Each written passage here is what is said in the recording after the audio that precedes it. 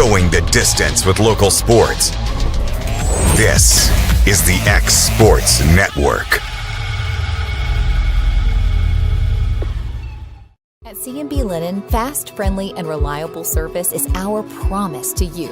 Because you're not just a customer, you're family. From multi-use linen to branded floor coverings and a complete range of cleaning supplies, C&B Linen is here to make sure you have everything you need. From our high-quality products to our fast, friendly, and reliable service, you'll experience the difference with C&B Linen. Because you're not just a client, you're part of our family. You'll be winning with C&B Linen.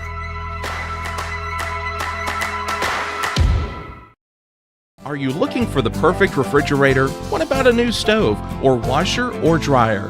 It only makes sense to shop at the one place that specializes in appliances, top to bottom, big or small. And that's Kelly Appliance in Lawrenceburg. Kelly Appliance is home to all major name brands, including LG. LG makes life good with a full selection of refrigerators, cooking appliances, dishwashers, microwaves, and more, including appliances made right here in Tennessee. Family owned and family operated. Stop by Kelly Appliance on Jerry Street in Lawrenceburg today. Juarez Tile Pros and Remodeling can help you with all your home remodeling and construction needs. They specialize in custom walk-in showers and floors, and no job is too big for their expert team. Licensed and insured, call Juarez Tile Pros and Remodeling today, located in Lawrenceburg, Tennessee. From our humble beginnings to today, Parks Lumber Company has continuously served Lawrence and surrounding counties for over a century. Although we started as a small lumber yard in 1896, we have grown to include everything you need to make your dream project come to life. No matter your building needs, our experienced staff will be with you every step of the way to ensure you receive the highest customer service and attention to detail you deserve. Visit us at 106 2nd Street or on Facebook.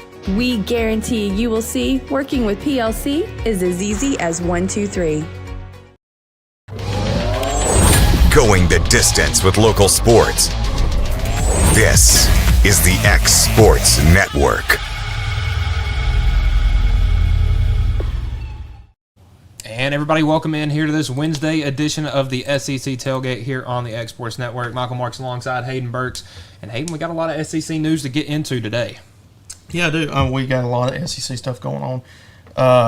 Just a lot to talk about, really, not just the SEC, but overall the NBA draft coming up. A bunch of SEC prospects going to be drafted tonight and tomorrow night as well, too, with the second round after the NBA changes up. So a lot to talk about. Yeah, and even a little maybe college football 26 news maybe coming up later. We'll start in here with some SEC headlines. So Monday night, the Empire State Building in New York City was lit up purple and gold to celebrate LSU's College World Series championship win. I think this is the first time they've done this, at least for college baseball. Yeah. I think this would be a pretty cool trend that you start seeing with championship teams. They light up the Empire State Building for you the next day. Orange and white, baby. Orange and white. Yeah, I would say. Why didn't they start this last year? Yeah, why couldn't they do it last year? Set a standard. Some new news. This actually came out a couple minutes ago. College basketball is moving to a 32-game limit for the regular season. Will go into effect not this upcoming season, but the following season, 2026-27. And this will pretty much allow teams to play more non-conference games leading into conference play because, teams like the SEC, I think they play 18 conference games. Yeah. So, add where you can play a little more non-conference games. Earlier in the week, Thomas Castellanos, the transfer quarterback from Boston College to Florida State, said in an interview with On3, talking about facing Alabama in Week 1, said, "They don't have Nick Saban to save them. I just don't see them stopping me." Which, I'm not even going. This dude had a hard time throwing for 100 yards with Boston College, so I'm not sure I'm not sure if Florida State's going to be much help, especially after the 2-10 debacle we saw last year. But then South Carolina quarterback Lenora Sellers came back out today and said Alabama is still Alabama to me. He played them last year, play them again this year, so he's definitely got some. It's going to be a good game too. Yeah, got some respect for the Tide. Former Tennessee baseball volunteers Christian Moore and Garrett Crochet had huge nights for the Red Sox and Angels, respectively. Crochet 7 innings pitched, 3 hits, no runs, 3 walks, 10 Ks. He's down to a 2.06 ERA, fighting for that AL Cy Young award. And then Christian Moore, 2 for 4, 2 home runs, 3 RBIs, had the solo shot to tie the game up in the 8th inning, and then the 2-run walk-off homer in the 10th. So a very big night for Christian Moore, maybe his little leapfrog onto the scene in the MLB game. Some more news about SEC pitchers. Garrett Crochet and Paul Skeens are tied for the MLB lead with 14 starts, allowing 2 runs or less. Skeens, this was before today, so his 16 starts. Crochet with his 17 starts. So yeah, that's some headlines currently going on in the SEC. Now we'll turn it over to a little bit of volleyball, SEC volleyball. So Monday, ESPN and the Nashville Sports Council announced Sprouts Farmers Market to be the host name for the Broadway Block Party. It's a volleyball tripleheader in Bridgestone. It'll be on Sunday, August 31st. And it's kind of an impromptu SEC Big Ten challenge. SEC still trying to kind of make it onto the scene in the volleyball game. You get Kentucky versus Nebraska. That game will be on ABC. Tennessee versus Purdue. You'll have that one on ESPNU. And then Vanderbilt in their inaugural season bringing back their team versus Illinois on the SEC network. And kind of taking a look at some of these teams last year, Hayden. Kentucky 23-8. They actually played Nebraska last season, lost in 4 sets, 3 sets to 1. But Kentucky volleyball team made it to the Elite Eight where they lost to Pittsburgh.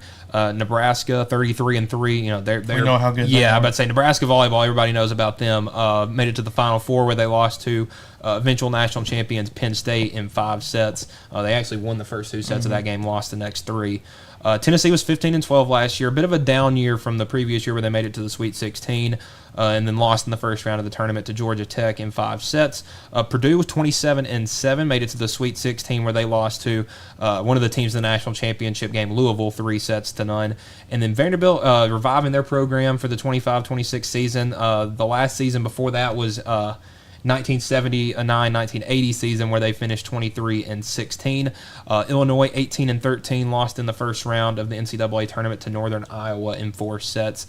So yeah, a very big volleyball matchups. I like that we're kind of bringing some of these bigger names in, and you're getting a volleyball game on ABC, ESPN2, and the SEC network. So that's good for the game of volleyball, good for the SEC, good for the Big Ten, and it's in the center of attention right now. Nashville. It seems like everything's going. Anything SEC goes through Nashville. Exactly. SEC Network has announced their SEC Takeover Days. They do this every summer where each team gets a specific day where they will show. It used to just kind of be like a kind of a hodgepodge of everything. I remember in the early years they'd show old games and stuff like that, but changed it more to big wins from the previous season. It doesn't matter what sport. You'll get volleyball, baseball, basketball, whatever you want. And starts on June 28th, so coming up here pretty soon, and will run through July 13th. Teams, it will go in alphabetical order for teams, so Alabama will start off on the 28th, followed by Arkansas, Auburn, Florida, Georgia, Kentucky, LSU, and Ole Miss, the first half of it. And then starting, that will be July 6th, you'll have Mississippi State, Missouri, Oklahoma, South Carolina, Tennessee, Texas, Texas A&M, and Vanderbilt. So for some of the more local teams, Alabama, so the SEC Network kind of dropped a preview, so 2 games that they will be showing that day. So for Alabama, 2 of the games you'll get that day is the softball win over Oklahoma. That will be at 4 p.m. Central. And then the football game versus Georgia, that one will be at 8 p.m. For Auburn, their men's basketball win over Kentucky, that will be the 11 o'clock game. That was when they clinched the SEC championship this past season, and then a softball win over South Carolina. For Tennessee, you have the Women's College World Series win over UCLA at 7, and then the men's basketball game versus Alabama at 9. And then for Vanderbilt, you have the women's soccer upset against number 1 Florida State in the NCAA tournament at 2, and then that win over Alabama at 8. So yeah, the SEC Nation or SEC Takeover Days. I always love it. And now we got Texas and Oklahoma in there, just making it even longer. So just kind of some thoughts on that, Hayden. Yeah, I really like it. I really like the idea. Obviously, they've been doing it for quite a while now. Big games last year for every SEC team, no matter what sport. Obviously, we look at Tennessee beating Alabama in that game on that buzzer beater in Knoxville. This past season, I remember I was going to Upperman for the first round of region for Lawrence County, and Upperman, I saw that game, and I was going crazy in the back seat of Dusty's car. So yeah, that was they were like, "What are you doing?" I said, "Well, Dusty, you probably don't want to know." But no, I'm really looking forward to, especially Tennessee. Obviously, two of us being Tennessee fans, but kind of just going back and kind of reliving everything that we saw this past SEC season. So I'm really looking forward to those upcoming 2 weeks there. Yeah. Again, Alabama will start things off on June 28th, Auburn on June 30th, and then Tennessee July 10th and Vanderbilt July 13th. So we'll have a bunch of big games on the SEC network to kind of fill in some of this downtime during the summer. We'll go take a quick break here. When we come back, we have some College Baseball Hall of Fame inductees and a little bit of NBA draft lottery. Comprehensive care with a compassionate touch. That will always be the guarantee at Encompass Healthcare in Etheridge, Tennessee. Whether you're looking for primary or urgent care, x-ray services, or weight loss treatments, the team at Encompass is equipped to serve your needs today. The doors are open Monday through Thursday from 8 to 5 and from 8 to noon on Fridays. Make an appointment with providers Kendra Brown, Tori Cox, or Ellie Brown today. That's Encompass Healthcare, located on Highway 43 North in Etheridge, next door to Chapman Tire.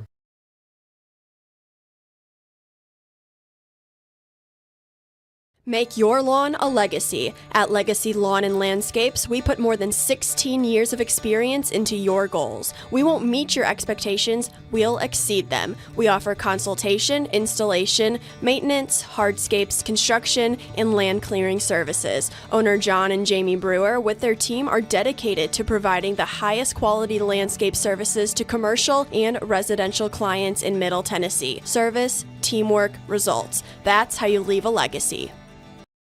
Good Works at Home, formerly known as The Summit at Home, is a licensed non-skilled agency dedicated to helping you maintain your independence at home for as long as possible.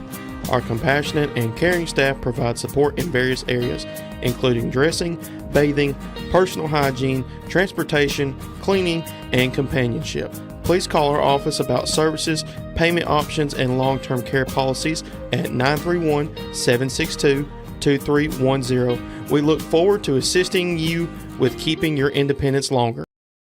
You know, Storing Lee Furniture is not just some huge chain store, but we do have a 144,000 square foot showroom right here in Leoma, Tennessee. The Story family has worked together in the business now for 55 years. And a familiar face is here to help you with whatever you need. That's what being a part of the community right here in the Tennessee Valley means. And if you have an issue, we're right here to take care of it. And don't forget free delivery. We invite you to come see us. We're Storing Lee Furniture. Going the distance with local sports. This is the X Sports Network.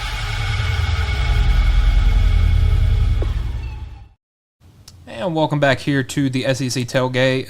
Coming out of Overland Park, Kansas, we have the 2025 College Baseball Hall of Fame class. I mean, it's got some great names in it, Hayden.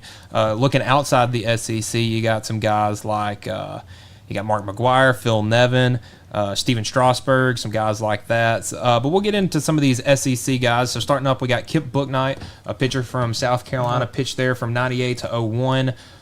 His career, I mean, he had a pretty good career at South Carolina. Couldn't ever make it to the big leagues. Kind of one of those guys that sat around double AAA in his career. But his college career, he played all 4 years again, 480 innings.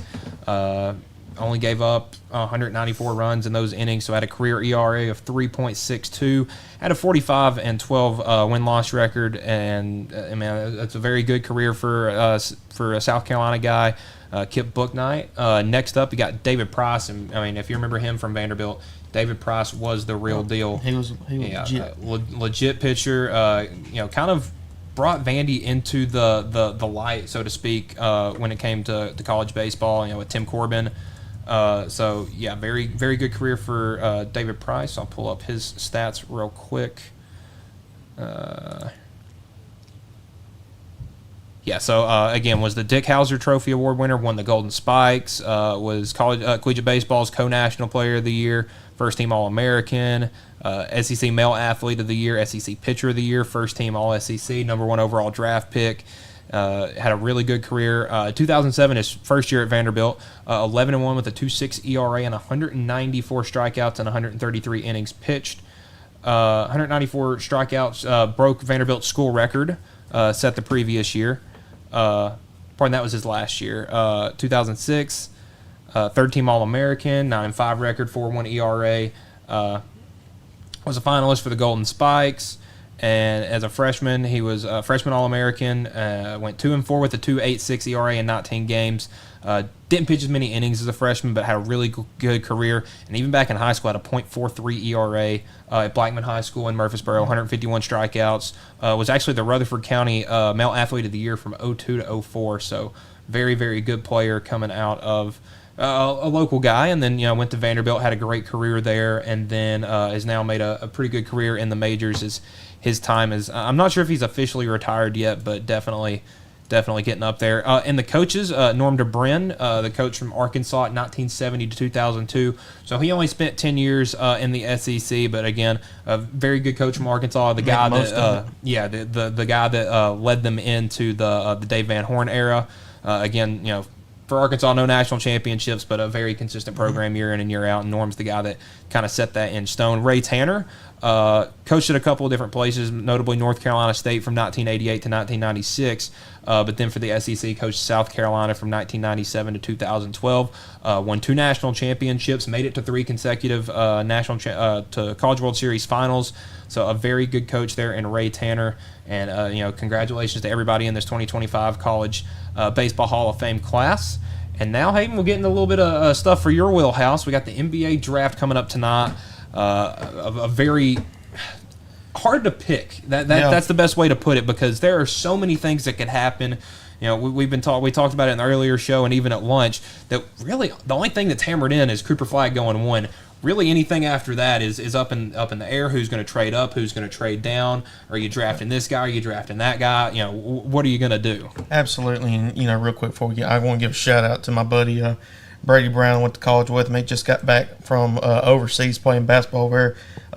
He's got a fireworks trailer right across the street from One Stop Medical on the main highway. So go check it out. Got the best prices in town. So shout out to him. And if you're looking for fireworks, I'd go there first, because that's the best prices in town for sure. Oh, yeah. But anyways, now going back to the NBA draft tonight, round 1's tonight, round 2. Like you said, a lot's been going on. We've seen some trades being made. We saw Holiday getting traded to Portland yesterday, and then 2 days ago on Monday.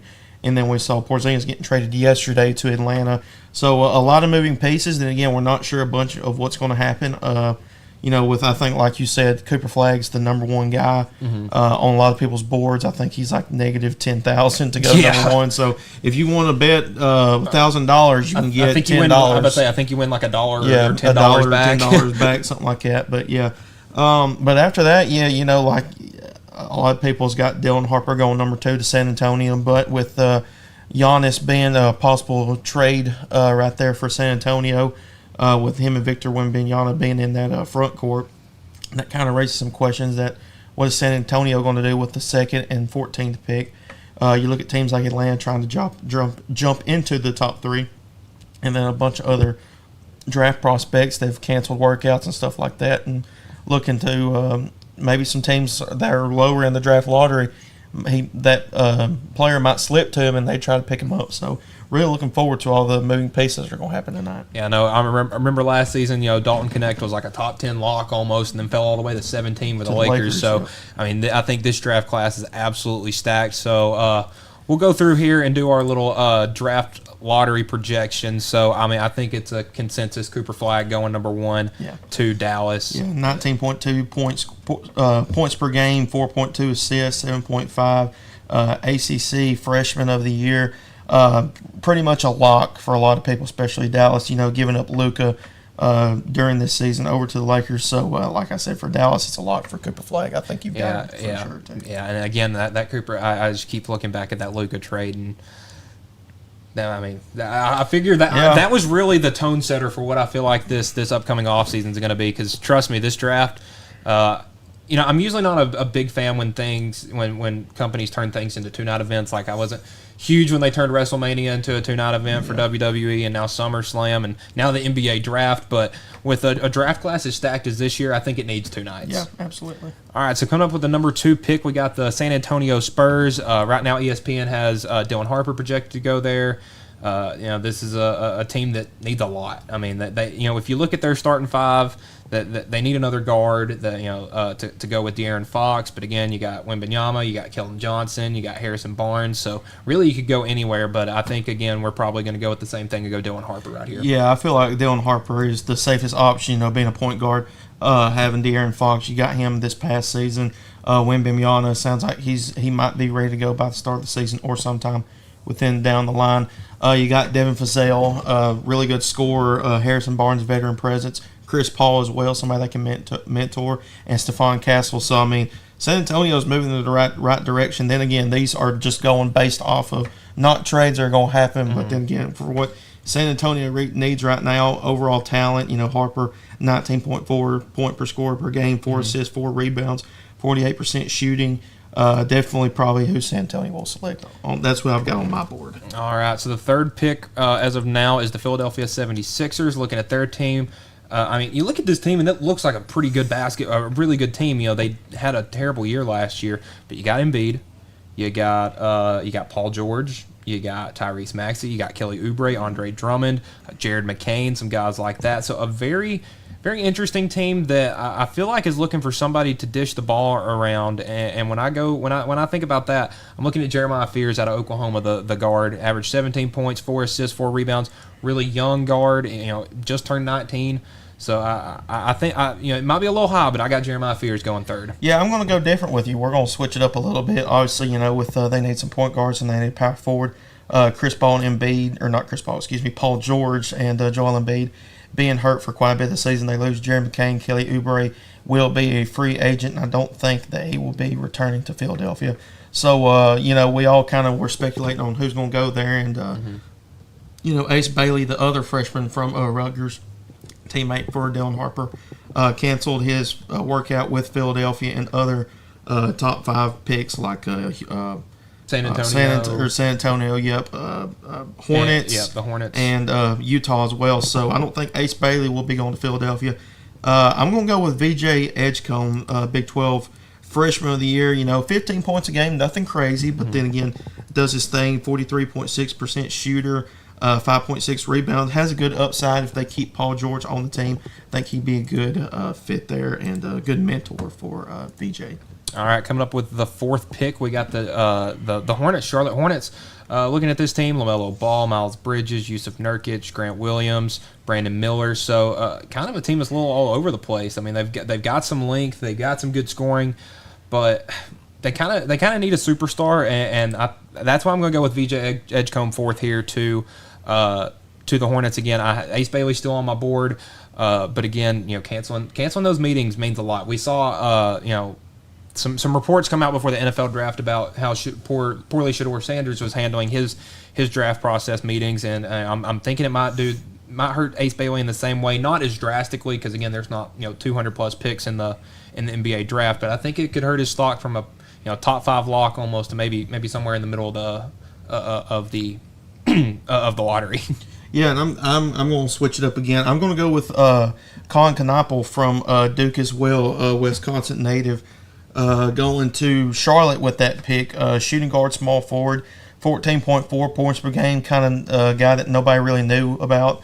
47.9 field goal percent, a really good 3-point shooter, and 6'7". That's pretty good for a shooting guard and a small forward. The Hornets, having LaMelo Ball kind of being on the injured list a lot, Brandon Miller being hurt as well. You kind of look at what the Hornets need. They could use a center, but I've got Colin Knappel, and that's going to be the second Duke player taken off the board at number 4. All right, coming up at number 5, we got the Utah Jazz, Lauri Markkanen, John Collins, Colin Sexton, Jordan Clarkson. So, a team that's kind of made of role players again, and we see with most of these teams that have a top 5 pick, they don't have their guy. Yep. And this is where I'm gonna actually take Trey Johnson from Texas. The freshman out of Texas averaged almost 20 points a game, 2 assists, 3 rebounds. I think he's I watched him a good bit again with Texas being in the SEC this year. He played against Tennessee twice, so I watched those games very closely. In the game at Austin, Trey Johnson was incredible. That's one of those guys you see and you're like, okay, that's a superstar. Yeah, absolutely. I think Trey Johnson would be a good pick, but I really think if he's still on the board, they need a point guard severely in Utah. I'm going to take Jeremiah Fears, like you said earlier, from Oklahoma. Really good point guard, can see the floor really well and score the basketball. 17.1 points per game.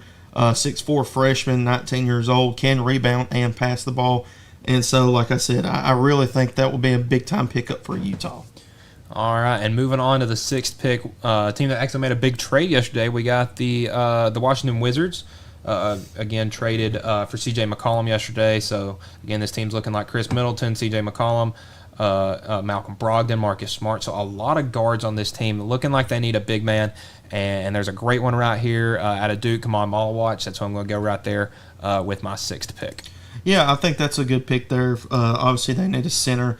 But I'm going to go with Ace Bailey. I think now's the time that, we saw he's obviously a top 3 type of player for this draft. But with all the canceled workouts, you wonder how far he's going to slip.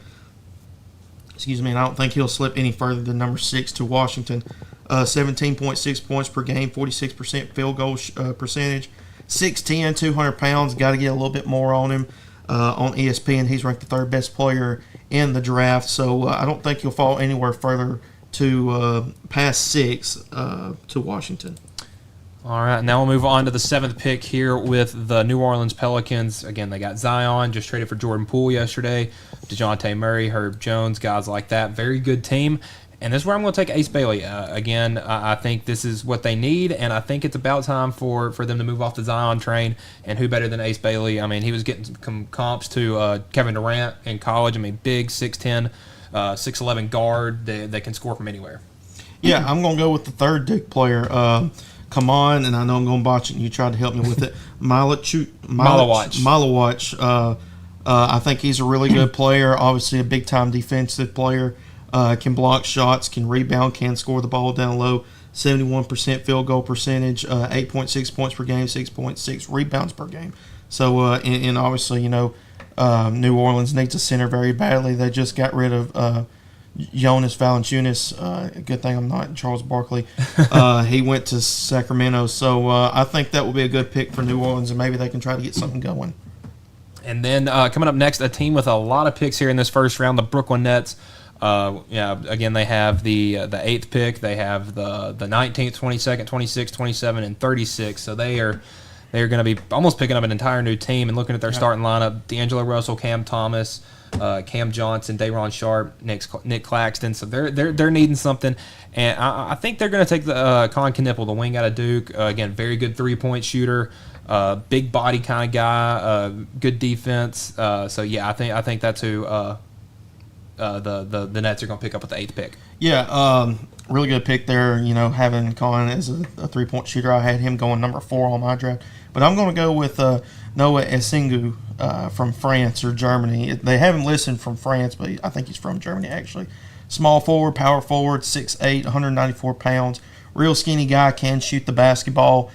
We saw a bunch of the foreign basketball players like Wembanyama and Alex Sarr, and then what's the number 1 pick from last year for Richase or whatever. You know what I'm talking about. We all know last year's draft wasn't as star packed as this one is, and not as deep as this one. But yeah, give me Noah to be Brooklyn, and like you said, they got 5 picks, so they're kind of trying to figure out who's going to be that guy. And then obviously small forward, power forward. They need a power forward desperately, so that's who I'm going to have them taking my draft.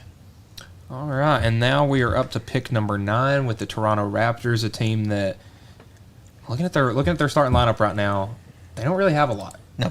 Right now, their projected starting lineup: Emmanuel Quickley, Jared Rhoden, Jordan Nwora, Chris Boucher, and Jakob Poeltl. So I mean, they could take anybody, and I think they're gonna probably go with Noah Esengu from again the guy who's from France or Germany won. I think the kind of that 4-5 position is where they're that 3-4 position is kind of where they're struggling the most. Get this guy, a very good defender. Needs to develop his 3-point shot a little bit, but again, a young guy, 18 years old, he's got plenty of time to develop.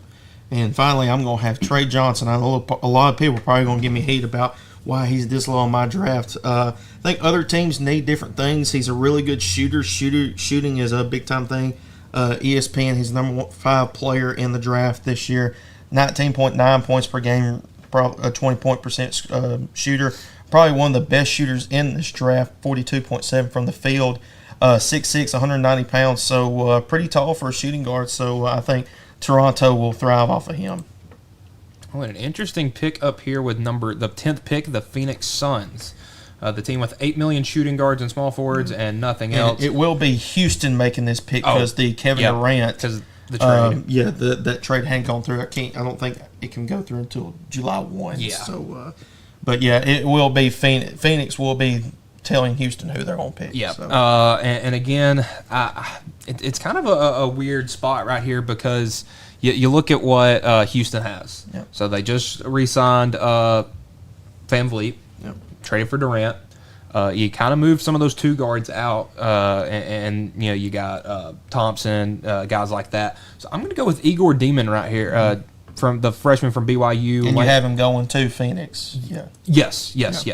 I think that's the pick goes to Phoenix. Yep. Ooh, that changes a lot of things. Yeah. Okay, then I'm actually going to change that up real quick and go with Yakachonis, the point guard from Illinois. Yeah. This team has a lot of scorers, and they need someone to get them the ball. Yakachonis, a big, lanky guard, very good vision, good passer, averaged 5 assists last year at Illinois. Again, a 6'6", 200-pound, 19-year-old point guard, so that's hard to beat. Absolutely. Like I said, I didn't mean to confuse you. I'm with you on that. Yakachonis, obviously, we saw how good he did in that Tennessee game. 15 points per game. 6'6", really tall freshman point guard, can rebound and pass the ball. Got to work on his shooting a little bit, but then again, like I said, Houston will be the one making this pick, but he will go directly to Phoenix once that trade with Kevin Durant is confirmed. So, I think Phoenix is getting a good player from Illinois as well. All right, and now with the 11th pick, we have the Portland Trailblazers, who's made some moves recently. They've brought in Drew Holiday. They shipped out Anthony Simons. So that kind of opens up the wing positions for them. But they're also, they need a lot. This team, a lot of young pieces, a lot of kind of role players. I think they're going to go with Carter Bryant, the wing forward guy out of Arizona, big 6'8" freshman. Only 6 points a game last year, but showed some promise when he was out on the court. I think he could be, kind of that next superstar out in Portland. Yeah, absolutely. I'm with you on that one. Carter Bryant, I think, will fit Portland, especially the moves they made, bringing in Drew Holiday. We'll see what they do with DeAndre Ayton, just shipping out Anthony Simons to Boston. I think Carter Bryant, like you said, 6.5 points per game. You kind of wonder what he brings to the table. Well, he's a 46% field goal percentage, and I think he shot like 48% from the three. Mm-hmm. So whenever he's out there, he's a really good pick and pop type of player, and I think he'll thrive under Portland and what they're doing over in Oregon right now. All right, and now to pick number 12, the Chicago Bulls, an interesting team. They still got Lonzo, you got Josh Giddey, you got Patrick Williams, Jalen Smith. So they're definitely Kobe White, definitely hurting for some help in the big man department. Nikola Vucevic is getting a little older, and I think they're going to go with a big man, and I think they're going to go with Derek Queen out of Maryland. Queen, 16 points, 9 boards a game. Incredible freshman for Maryland, and I think he could be kind of the next centerpiece to kind of lock down the Chicago Bulls backcourt. I really think that, in my opinion, Chicago will be making a move for a big man. So I don't see them, in my opinion, taking a big man in the draft here unless they try to trade up. Then again, we're not going off of trades; we're going off of what the teams need and not moving pieces. So give me the freshman from BYU, Igor Demon. He's the 11th player on the draft picks, 10.6 points per game. Really good guy. He could see the floor. We saw him in that game against Houston, I believe is who they played. Mm-hmm. Played really well against them. Made some big shots, 6'9" as well too. So that's a big frame. So and his wingspan is incredible. All right, so now we're up to the number 13 pick is the Atlanta Hawks. Again, Sacramento traded this pick to Atlanta. Looking at Atlanta, Trae Young, obviously. They've made some moves recently, Atlanta has, to kind of they got Kristaps Porzingis now at the 4. But I think I think they want to look for a pick and pop guy that can work really well with Trae Young, and I think that's going to be Danny Wolf, the big man out of Michigan. He's also got really good vision. Again, 13 points, 4 assists, 10 rebounds a game. Big 7-footer, big body, but can move really well. He's got some guard skills, and I think he's going to be heading to Atlanta. Yeah, I like that pick. But for me, on number 13, I'm going to take who Chicago picked on your board, and I've got Derek Queen. Obviously, and I was both tossed of up us, between those two where to put them. You and I know we're both really high on Queen as well. Young player, 19 years old, 6'10", 246, 16.5 points per game. We saw him hit that game winner in the tournament against Michigan State, wasn't it? Yeah, in that game. A lot of moving pieces. Porzingis now in Atlanta. We've seen how he is with his injury status, kind of a little bit of a tissue paper player there. So Queen under that, what are they going to do with Capella? More likely, it sounds like they'll be shipping him out maybe tonight or down the road whenever the offseason comes through. So I like Queen going to Atlanta.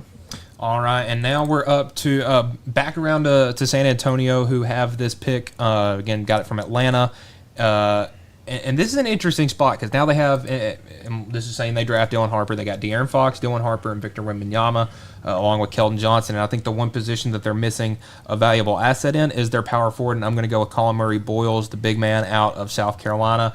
Again, he's a very good passer. A little undersized, played the 5 in college, but he's only 6'7", so a little bit undersized. Big body at 245, good vision, good defense. Just really an all-around good player. Good back to the basket kind of guy, and I think him and Victor Wembanyama could be an interesting 1-2 punch. Yeah, and I'm with you there. Colin Murray Boyles, like you said, 6'7", 245. The only sophomore out of the lottery so far that I know you and I have picked from. 16 points per game, 16.8 points per game, 58.6 field goal percentage, 8.3 rebounds from a power forward. So kind of an undersized power forward, but still does a really good job being able to track down and get rebounds. So, but yeah, I'm with you. I think Colin will thrive with Wembanyama. So, like I said, that's the lottery, and I'm really looking forward. Of course, and again, this is just what we think, but there could still be a lot of pieces going on. I'm about to say everybody's trying to trade into the top 10. Everybody's trying to trade around, move some pieces, maybe move some guys already on your team and try to replace them with a rookie. I mean, I think we're in for an interesting night. So check it out. ESPN, I believe 7 o'clock. 7 o'clock. Yep, 7 o'clock. Barclays Center. Yep. Yeah. So again, looking for an interesting night here for the NBA draft. And coming up next, we got some college football 26 news coming up next here on the X Sports Network. Jack Davis Insurance, located at 201 West Gain Street in Lawrenceburg, has you covered through life's obstacles. Jack Davis specializes in group insurance for businesses and institutions of all sizes. With coverage for life, accidents, cancer, critical illness, short-term disability, dental, and vision, Jack Davis can customize a plan to meet every need. Now available Medicare plans for seniors. Contact Paige Davis at 931-492-9284 today for Medicare Supplement, Medicare Advantage, and prescription drug plan insurance. Serving Lawrence and surrounding counties since 1987, call the team at Jack Davis Insurance today at 931-242-5225.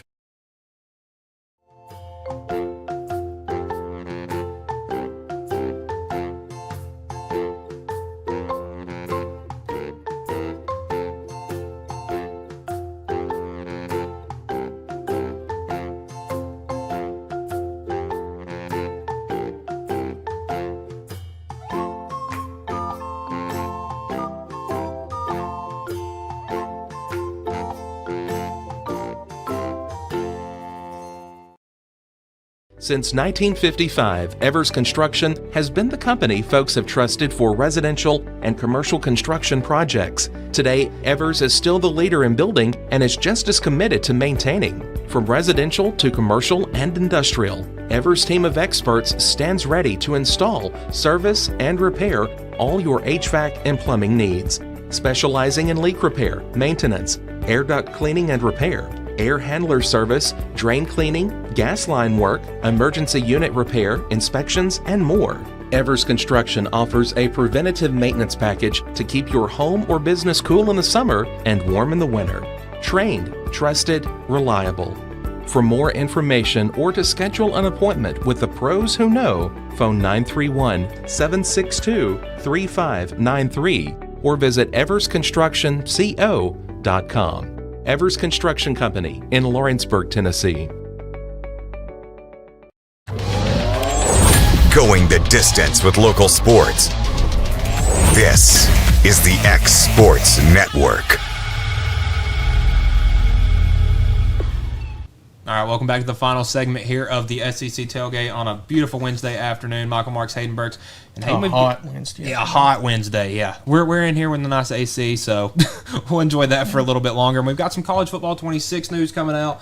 Yesterday, EA posted their top 25 toughest stadiums. Again, so I'll go through 11 SEC teams made the top 25. Tiger Stadium, LSU, number 1. Makes sense. I'm okay with that. Sanford Stadium at Georgia, number 4. When that place is rocking, I mean, we saw it when Tennessee went down there. That place is hard to play. One that I would have been mad about last year, not this year, Bryant-Denny Stadium, Alabama, number 5. Yeah. And they earned my respect for that Georgia game because usually everybody kind of looked at Alabama games as sort of like you expected to win, so the crowd wasn't really as into it. But man, that night, I mean, look at the people there. Donald Trump was there for that. Yeah, game I mean as well, that was a big deal. The Swamp for Florida at number 7, Memorial Stadium, Oklahoma, number 8. Kyle Field, Texas A&M, number 11. That one's okay. I like that one. That Yeah, place that can get one's loud. okay. Got some questions about Oklahoma there. And then Neyland Stadium at number 12. I'll go into some more about that here in a second. DKR, Texas Stadium at number 13. I feel like that one's a little low. Willie Bryce Stadium out in South Carolina. That needs to be up. Way up. You give them a big game on a Saturday night. I mean, we saw when Tennessee went out there in 22. Texas A&M this year. LSU was going crazy. Yeah, I mean, Jordan Hare for Auburn. I mean, I don't know about other games, but when Alabama comes to town, that place can get rocking. When they have good teams, it's an environment. And then rounding out the top 25, Davis Wade Stadium at Mississippi State. I'm assuming that one's only there because of the cowbells that make it a lot louder. Yeah. The 5 SEC teams that didn't make the cut: Ole Miss, obviously not known for being very loud. Vanderbilt, again, kind of self-explanatory. Kind of surprised Arkansas wasn't on the list. Yeah, Arkansas because for sure. I remember, especially last year, the Tennessee game. That one was very loud. Fayetteville was loud. When they played Alabama a couple years ago, that game where Bryce Young got hurt and Jalen Milroe had to come in, that was loud. So, yeah, a little surprised to Arkansas, but then again, I think these might fluctuate throughout the year. I'm not sure. Missouri didn't make the list, and Kentucky. So those Kentucky self-explanatory. Kind of self-explanatory with that one. But let's talk about some of these. Too high, too low. Tennessee at 12, and so I'm just going to put this out there. Tennessee has lost one home game in the last 3 seasons. Georgia, and it was to Georgia, who ended up winning the Orange Bowl that year by like 8 billion points.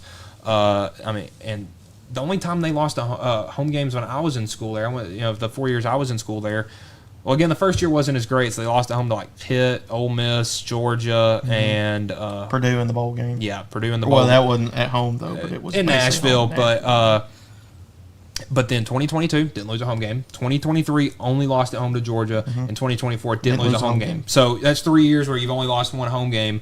And in that one home game you did lose, you set the record for the loudest moment in a college football game ever at 137 decibels. That's the only. It's loud. And that's only good enough for number 12. Yeah, as I say. I mean, remember it was so loud for the Alabama game that the Alabama radio people thought we were pumping in noise. Yeah. I mean, it was that loud. So I mean, people were taking pictures of speakers claiming that was, and the speakers weren't even plugged in. Yeah, you see a wire that was taken off the speaker, showing that it was not like. I went to that Austin Peay game 2 years ago, and it was loud for that one. And it was unreal. Yeah, and again, Tiger Stadium, LSU. Again, I think that's everybody's kind of consensus number 1.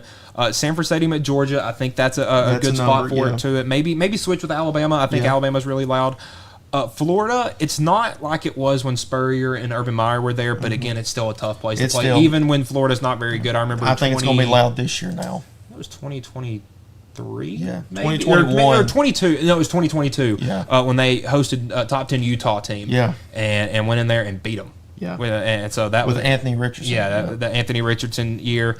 Oklahoma's a weird one at 8 because that place is typically known as being hard to play. but I mean, it was kind of taken over by Tennessee fans this fall. Yeah. I mean, I think it got a lot of push from that win against Alabama because that game was really, really loud. I remember watching that one. But Oklahoma's not really one that I think of when I'm like, think of loud stadiums. Yeah, of course. I mean, you look at the SEC and, kind of maybe in the Big 12, but compared to SEC, you have to compare a lot of these. It's really, middle of the pack. Yeah, it really is. Again, I think Neyland Stadium is drastically too low. Yeah. I think it should easily be in the top 10. Maybe flip with Oklahoma. Yeah. Kyle Field at 11, I think that one's good because when they have a big game out there, I mean, just Alabama games over the past couple of years out there, LSU when they come in, Texas now being in the SEC, that place can get rocking. And I think the Texas A&M game was at Texas A&M last year, and that game was loud. Yeah. It was going crazy. Yeah, number 13, DKR, Texas. I think that one's probably properly rated. That place can get loud, but it's not known as like a really big-time loud place. Too tough of a place to play. This one I think is as criminally underrated as Tennessee, William Bryce Stadium in South Carolina. That is preposterous. Yeah, if you give them a night game and you get the blackout and the white towels going, sandstorm, that place is insane. That place is. Us Tennessee fans, we saw. Well, I'll admit it. That is so bad that they're that low. It's like they can almost plan one upset a year just because of a big home game. Yes. They almost beat LSU at home last year. They beat somebody last year. Texas A&M. That was their big night game last year with their upset. Well, they beat somebody during the day too. Last year. Let me go look at their schedule last year. All right, we'll keep on that. I'll hop on to number 17, Jordan Hare, Auburn. Again, I think that's one of those places that's loud for select games, not loud for all games. I think everyone in the top 10 is kind of consistently loud at all games. Auburn, I know they're really loud when LSU comes to town. Teams like Florida, Alabama. It can be a very loud place. And for a stadium that's not, up there in the 100,000 capacity like LSU, Alabama, Tennessee, A&M, that they pack in some noise. Number 25, Mississippi State. Everybody knows the Cowbells. It can get loud there for that one. And sometimes when they're pretty good, the Egg Bowl, stuff like that, it can get pretty loud.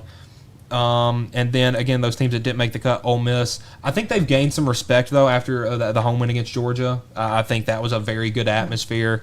Vanderbilt, I think they gained a lot of respect beating Alabama at home. Saw the video yesterday, I think it was, of the they played a video on the Jumbotron while they were all storming the field, and it was the clip of former Alabama coach Nick Saban on College Game Day talking about the only place that wasn't hard to play in the SEC was Vanderbilt. Well, I would say that may be true now. Maybe it might be all that construction that was making it loud. Could have been. Arkansas, again, I thought they were a little underrated. Maybe flip them with Mississippi State.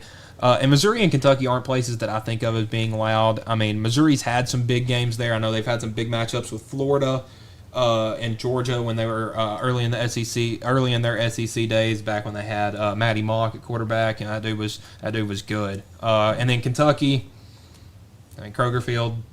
No, they don't have anything. Yeah, pretty self-explanatory there. No, I'm looking at it. South Carolina. I know South Carolina LSU. That game was crazy. Yeah. Even though South Carolina didn't win, it came down to the wire with the missed field goal. It felt like almost every single one of South Carolina's losses this year resulted in a rule change. Yeah, so that's literally what it was. Now, like you said, the Texas A&M had a big win then. Big win over Missouri too at home, 34-30. That was number 23 and 24 matchup too. Yeah, that was and that was a kind of a blowout to start that one. So yeah. All right, so that's all we got for you today. Here on Wednesday, Friday, we'll have some NBA draft talk. We might rank SEC stadiums now, since we've gotten this list here from College Football 25. From Michael Marks, Hayden Burks, has been the SEC Tailgate here on the X Sports Network. Going the distance with local sports. This is the X Sports Network.